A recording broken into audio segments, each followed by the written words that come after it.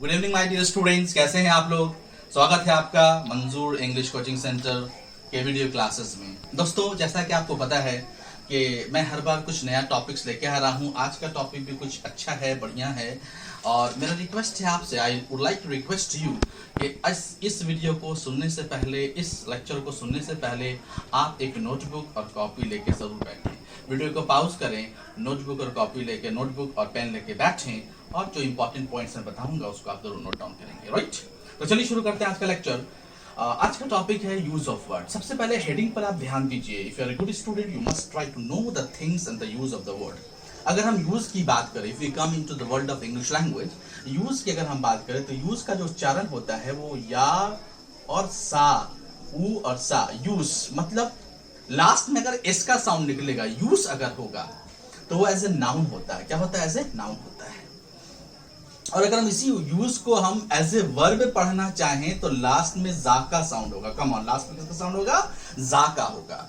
तो जब लास्ट में जेड का साउंड होता है, यूज जब बोलते हैं तो वर्ब होता है। Right, try to understand, come on, वो वर्ब होता है। और जब एज ए नाउन यूज करते हैं तो वो यूज होता है। मोस्ट ऑफ द पीपल, ज्यादातर लोग यूज पढ़ते हैं, use of word. No no no, यहां पर यूज ऑफ वर्ड नहीं होगा, यूज ऑफ वर्ड होगा। आप जूस पीते हो ना, जूस सा लास्ट में आ रहा है ना, सेम सा साउंड चाहिए, use of word. Oh come on, use of word is the right pronunciation, not a use of words. No, no.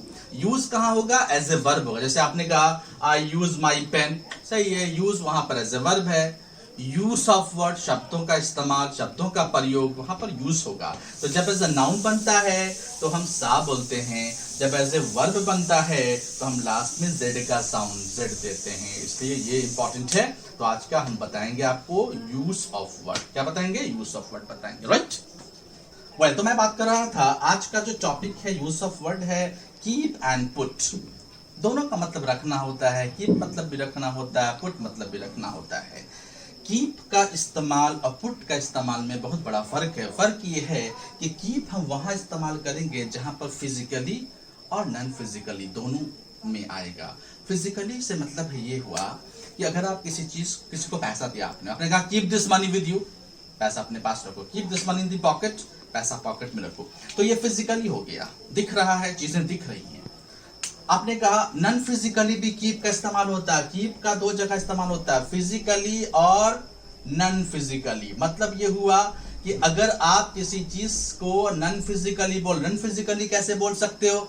जैसे आपने कहा कि मैं अपना वादा का पक्का हूं, मैं अपने वादे का पक्का हूं। I keep my promise, I keep my, तो वहां पर आई पुट माई प्रॉमिस नहीं हो सकता, आई कीप माई प्रॉमिस होगा, क्योंकि जो प्रॉमिस है वो अनफिजिकली यूज हो रहा है। Right, I keep my words, मैं अपना वर्ड पक्का रखता हूं, वो कीप माई वर्ड्स होगा, आई पुट माई वर्ड्स नहीं होगा।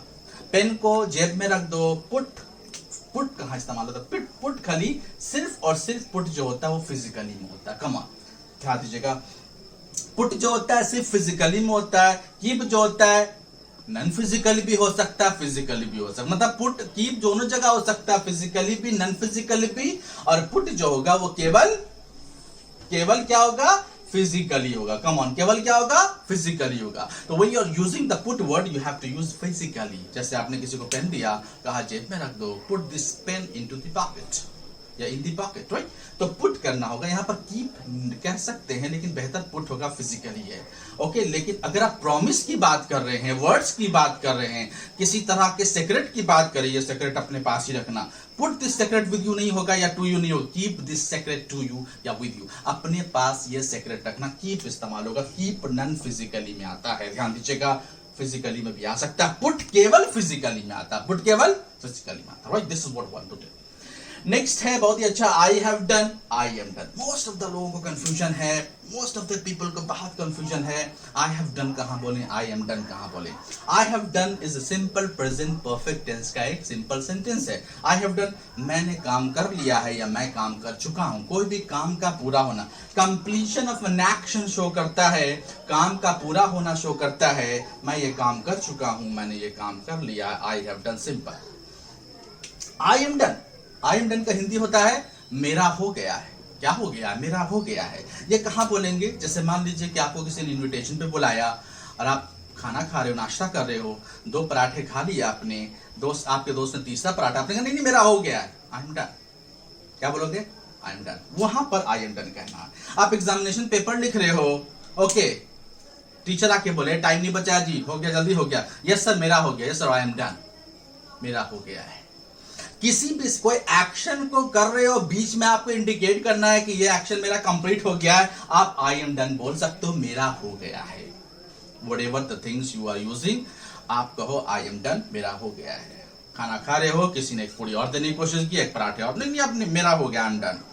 कॉपी आंसर लिख रहे हो, किसी ने क्वेश्चन बनाया, क्वेश्चन दिया, बना जी क्वेश्चन, यस सर मेरा हो गया है, यस सर मेरा बन गया है, मतलब मेरा हो गया। आई हैव सॉल्व ना बोल के आपने बोला आई एम डन, मेरा हो गया है। तो आई एम डन मतलब मेरा हो गया है, आई हैव डन मतलब मैंने ये काम कर लिया। माइनर डिफरेंसेस है।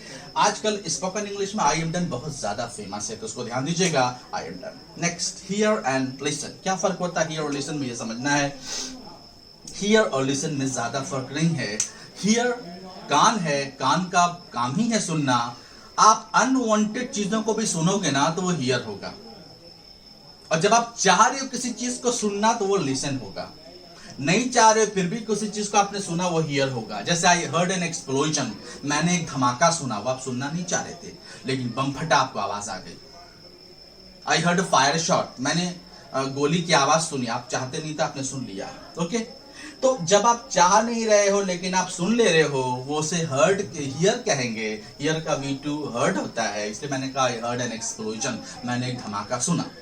लिसन क्या है? लिसन में आप सुनना चाह रहे हो, you want to listen something, okay, you want to listen to something, आपको सुनना चाहते हो, ओके, इसलिए लोग कहते हैं लिसन टू, मुझे सुनो, मतलब वो चाह रहा है कि आप ध्यान दें, ध्यान दे के सुनना, गौर से सुनना, आप सुनना चाह रहे हो। यहाँ पे आप चाहते हो तो सुनते हो, लिसन होता है। यहाँ अनवांटेड वॉइस आपके कानों से टकराती है।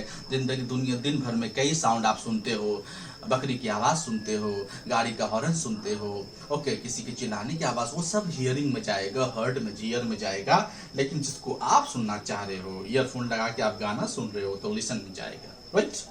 Next, voice and sound.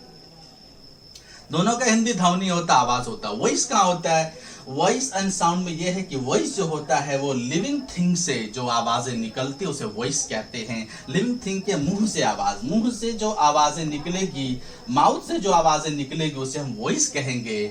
Sound जो होता है वो नॉन लिविंग थिंग से निकलता है, उसे हम साउंड कहते हैं। लाउड स्पीकर से जो आवाजें निकलेगी उसे हम साउंड कहेंगे। तो मोबाइल से आवाज आपका आ रहा है तो मोबाइल में छोटा सा लाउड स्पीकर होता है, वो साउंड में जाएगा। आपने मुंह से कुछ बोला, मैंने कहा योर वॉइस इज इनऑडिबल, आपकी आवाज जो है वो मैं नहीं सुन सकता हूं, तो वॉइस होगा वो, ओके। तो जब किसी के मुंह से कुछ आवाज निकलेगी तो वॉइस कैटेगरी में आता है, और जब non living thing, loud speaker की आवाजें होती है तो साउंड आता है। क्या होता है? आप दो बर्तन को टकरा रहे हो, that will be called sound, not voice, okay. आपके लैपटॉप से आवाज नहीं आ रहा, आप कहोगे दुकान में जाके सर मेरे लैपटॉप से साउंड नहीं आ रहा, नहीं कहोगे सर मेरे लैपटॉप से वॉइस नहीं आ रहा, राइट। कोई धीरे धीरे बोला, आप कहोगे यार योर वॉइस इज इनऑडिबल, आपकी आवाज सुनाई नहीं दे रही है। This what the thing. तो ये आप समझेंगे सर, मुझे उम्मीद है कि आपको ये चारों से समझ में आया होगा। मैं फिर एक वीडियो लेकर आऊंगा बहुत जल्दी। फिलहाल आप इसे पहले याद करें, इस पर कुछ प्रैक्टिस करें और अपना सजेशन जरूर कमेंट में डालें। थैंक यू, जय हिंद, जय भारत।